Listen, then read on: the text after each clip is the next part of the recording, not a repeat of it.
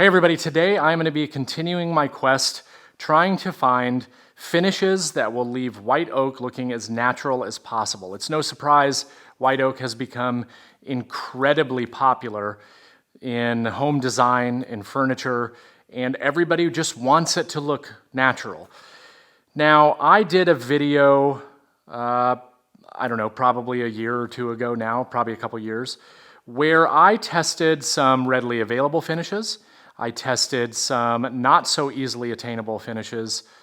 And I say not so easily attainable, what I mean is that you can't just go to your home store and buy it. And then I tested some that I had to order online. Now, what I ended up finding in that video, if you guys want to watch it, I'll leave a link in the video description. You guys can go back. But what I ended up finding is a product called Renner 718, and that was a recommendation from somebody on Instagram when I was talking about what it is that I wanted to do. They said, hey, you really should throw in this additional product. Now, that was the first time that I had to mix and spray myself a 2K product. Now, when I say a 2K product, I mean a two-part finish. So you'll have a top coat, whether it's water-based or solvent-based. In this case, what I'm going to talk about today is water-based. And then you'll have a hardening agent. So you have a hardening agent that needs to be mixed with your regular top coat, and it activates it, it has a pot life, and you have to spray it within a certain amount of time before the finish is no good, right? So it can present problems depending on the scale that you're trying to do, because it does have a pot life and you don't want to waste a bunch of finish.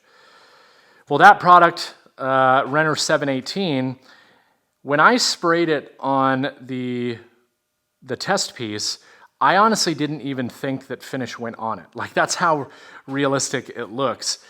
And since that, I have used that on everything. Well, I'm out of Renner 718 now. But I do, in fact, have what is sitting next to me here, which is Sirca. Now, the exact model number here is 6S0WOOD. So 6 SoWood. Now, this one is designed specifically to be sprayed. They do have another version which can be sprayed, but it can also be applied by hand, which is very interesting. I'm not going to do that in this video. I will be doing the spraying because I will be using my Graco Ultimate Quick Shot, and I'll talk about the setup that I'm going to use for this. It's really the setup that they recommend. So how did I end up on Sirca? Before I talk about that, I'll talk about what I learned from that process and the key to getting something to look as natural as possible. Little to no sheen. That's what you're looking for. The higher the sheen, the more it's going to amber or change the color of that wood, which is why if you go to Lowe's or Home Depot or any of these box stores, Menards, and you buy the popular stuff, Minwax or whatever they have available there, you get what you get, right? You're going to get flat, semi-gloss, satin, gloss, whatever the case is. Now, with that being said, some of these companies do make things in a flat. General Finishes is a really good example. They have like flat out flat or flatter than flat or whatever the case is. Same general idea. It is a one-part finish, but it has little to no sheen, which will give you the most natural look, almost to like you're not even putting finish on it. However, what I've come to realize after using the Renner on multiple projects now in my own house and just been so incredibly impressed with it is because it's a 2K product and because it has a hardener, it is really, really durable. I mean, my dining room table that I used it on still looks absolutely fantastic, and my children are very, very hard on it. It has lasted so much better than any other finish that I have used so far, and I really truly believe a lot of that is because it's a two-part finish.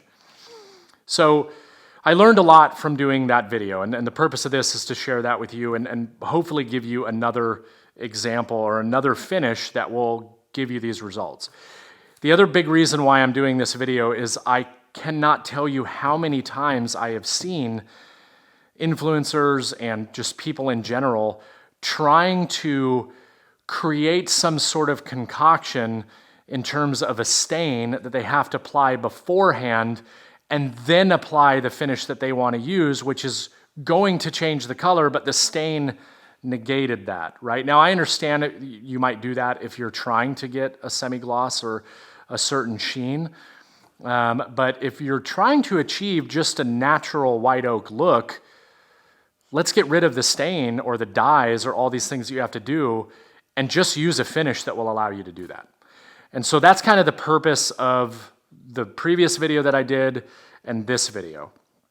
Now, how did I end up on Sirca? Well, I did that video where I tested all the different finishes. Diamond Vogel was one, Gemini Coatings was another. The Gemini Coatings finish that I used did not give me the results that I was looking for, but again, it wasn't the right finish to do what I was looking for it to do. Well, I have a very good friend that works for Gemini Coatings, and he watched that YouTube video and he said, you want a little to no sheen in order to get that look. And he saw that I used the Renner 718, and he actually recommended a product from Sirca. Sirca is the parent company to Gemini Coatings. Gemini Coatings is, and I might be wrong with this, I don't have any affiliation with Gemini or Sirca, but the way I understand it is that Gemini Coatings is the more readily and easily accessible finish available here in the United States, as where Sirca, which is an Italian finish, this is harder to get and is not as readily available in the United States, if that makes sense. And quite honestly, just a much more high quality finish, which is no different from any other brand, right? Every other brand has, top of the line stuff, and then they have, mid-level stuff, and then they have more entry-level stuff. I believe this is like the top of the line. So he got me in contact with who my local rep was, and they came out, and I kind of explained to them what it was that I was looking for, and they recommended trying this. So that's what we're going to do today. And I'm really excited to see what kind of results I'm able to get, because I don't only just want to have one option, right? It's always good to have different options. And the other reason why, I've actually had this for quite some time. It's still within the lifespan of the finish. But I didn't want to open up a new finish and then have an open finish that's just sitting there while I'm finishing up another finish. What I'm really interested to find out is if this is going to give me almost an identical look, and then it doesn't matter which one I use moving forward, because I'm going to get the same results and I'm not going to have any differences within the house. So let's go through the mixture and figure out what the recommended mixture is for this, and then we'll get it loaded up into the gun. I'll talk about the setup that I'm using on this spray system, and then we'll go ahead and get some finish on there and see what it looks like. I went ahead and poured the finish itself into this container off camera, because that's just me pouring that finish. Now, I decided to go with 650 milliliters. That's probably more than I need for these two stools for a couple of coats, but you want to mix a 5% ratio to that. So in this case, it's going to be 32.5. I really like these syringes. I just ordered like a box of 100 of them off Amazon, and because I use two-part finishes so often now, it's really nice to have on hand. So each one of these is 10. So 1, 2,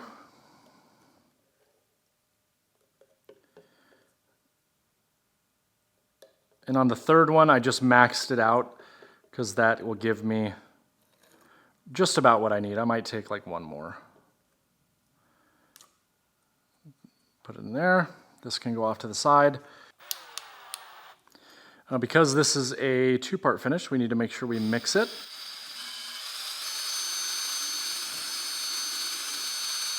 Once it's mixed, I can pour it into my Graco airless sprayer. Again, this sprayer is just awesome. I cannot say enough great things about it. I've got multiple videos, but it's made the finish process a lot more enjoyable. So much so that I will always spray now if I can. And before, I would always avoid spraying, even though I would typically get better results. Now, I'm not going to try to get greedy and take every little drop of that finish. Put that off to the side. Need to prime this real quick. I will briefly talk about the setup that I'm using. So they have recommendations on there on what size tip works best. Typically with clear coats, 310 or 308 is kind of what I lean and gravitate towards. My favorite's probably the 308, which is what I'm using today. This is a Graco FFLP, fine finish, low pressure 308.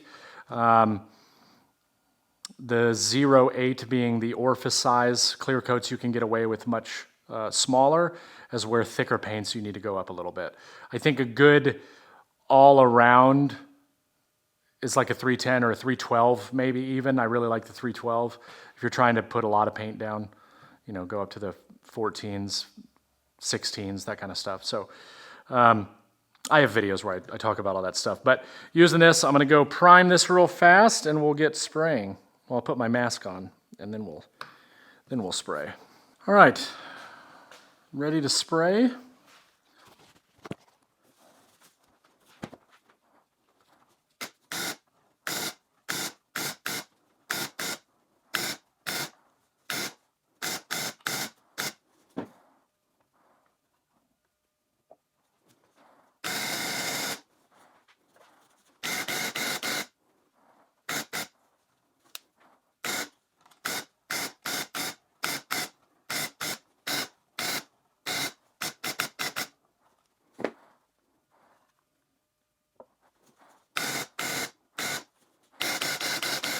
Okay, so I've got a good coat on each one. I'm just going to let these sit.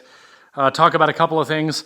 The pot life on this, they say is like 6 hours, which is actually really, really good. A lot of the other 2K products that I've looked at, and even the Renner that I've used multiple times, I want to say the pot life is like 4 hours, which is usually good because you can get 2 coats on one mix. This one I definitely will get 2 coats on in one mix because this only needs to sit.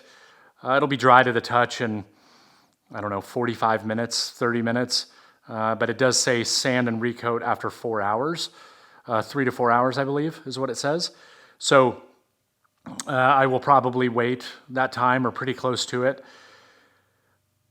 That's the first thing. Second thing I will say is that it laid down really, really nice. Like really, really nice. Like I'm looking at it right now and it looks wonderful. Let me go look at this one. Like already it's just leveled out so well and it looks good. The walnut looks really good right now. I do have letters in the top. I've never used one of these like zero sheen finishes on walnut. So typically, like water-based finishes don't really look good on walnut because it washes it out. It doesn't give it that richness. So I'm interested to see what this is going to look like. But I will say my initial reaction, I'm impressed with how well it sprayed. Like it was really, really enjoyable to spray. I didn't get runs or drips.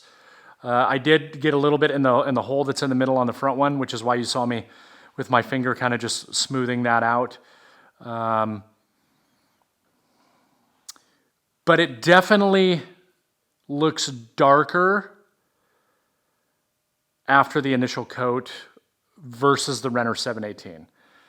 I'm not going to make any assumptions just yet. I'm going to let it dry and see what it looks like.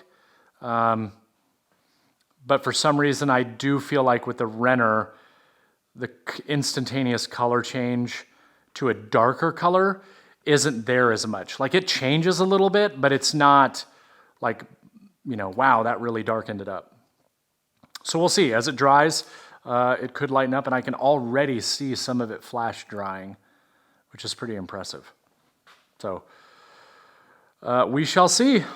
We'll just see what it looks like once it dries. That's the thing you need to be aware of when you're using these low sheen finishes, is that it'll look one way while it's wet, right? But then when it dries and it's not allowing that light to hit the wood the same way that, say, a semi-gloss or something like that would, it'll change it up. But I'm not going to stick out here much longer. You saw that I was wearing a mask. This stuff does get pretty strong in terms of smell. It is a water-based top coat, but I do believe the hardener is a solvent-based. So I'm gonna go inside, come back out in a few hours, we'll see what it looks like, and then get a second coat on and be done. But so far, it's looking pretty good. So one thing I do want to mention before I go back inside, in the previous video I was talking about sometimes I've had tips when I'm using these 2K products that if you're not really on top of like cleaning them and not allowing anything to start to harden in between coats, especially the smaller tips can clog really easily and you can ruin them. So I have some different ways where I've gone about, making sure that doesn't happen. And a bunch of people recommended, like, have you ever tried putting them in an ultrasonic cleaner? And I never thought of that before. So I started doing that, and it's pretty impressive. I have the Shaper Tools one because I have the Shaper Origin and the Bench Pilot and all that great stuff. But they're fairly inexpensive. I think it's like 99 bucks. But it's been great. I've been putting all of my spray tips, and even the ones that I had that were having issues, I've actually been able to recover quite a few of those. So I'm just going to let this run in between. I'll even open it up real quick. You can probably hear it. But it's really cool because the minute you put that in there, you can start to see the gunk and everything because of the bit solvent start to come out of the actual tip. So it keeps it real clean. I'll let that run, and then I'll come back out here before I ever spray the next coat, clean that off real good, hit it with some compressed air, get everything out of it, and I know the tip will be perfectly fine as soon as it's ready to spray again. So just thought I would share that. Really helpful. Okay, so it's been about 3 hours that this has been drying, and I came out and I looked at it, and again, when I came out, I was like, yeah, it looks a little bit darker. But before I jump to any conclusions, I actually took this stool inside and just put it next to all of the other things that I've sprayed the Renner 718 on, just to see if the tone was the same, and it was absolutely the same. The tone, the look is exactly the same. And I mentioned that because originally I was talking about how as soon as I sprayed the finish on it, it looked like it got darker than it did when I sprayed the Renner 718. But I mean, to be very clear, it doesn't matter what finish you put on a material, it's going to change the tone because you're getting it wet, right? I'm looking at raw white oak over there. If I got my hand wet and touched it, it would change the tone. It's the way it looks after the finish dries on whether or not you have any kind of ambering effect, which is typical in the higher sheen stuff. And a lot of that has to do with light reflection. And since this is a zero sheen, it's basically getting it wet, putting the finish on it, protecting it, but then blocking any adverse effects from lighting and stuff like that. So I'm impressed. And I think that this is absolutely another option if you're looking to have something that looks natural on white oak. The other thing that I'm pleasantly surprised by is actually the walnut and how the walnut looks.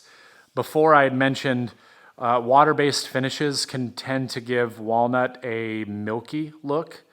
The water-based finishes that I've used in the past have typically been like a satin or a semi-gloss, and I've actually ruined projects by spraying a water-based 1-part polyurethane on walnut because it just gave a real milky effect. This is a small sample size, to be fair, but it looks very warm. This is Max's stool with the M, and the other one has the L for Leo. But it's almost like, when you want to put mineral spirits or something on your walnut to really see what it's going to look like when it has finish on it, which can change depending on the finish that you're going to do. I wouldn't be opposed to utilizing this. I would have to test it on a larger piece to see what it does, but it's almost like you got it wet and then it just stayed wet is really what it looks like. So really happy with it. I mean, honestly, if you're looking for another finish to just give you a really nice natural look and not change the color and the tone of your wood to a yellowish or amber color, I think this would be another really, really good option. So Renner 718, and then this Sirca 6SO wood with the hardener could be another option. So hopefully you guys found that helpful. I'm going to go ahead and sand this down real quick with a very light sanding to get any imperfections out and spray on a second coat. And these things will be done, ready for my kids to enjoy them. So another good option, and if you're looking to have some natural looking white oak furniture or cabinetry. Thanks.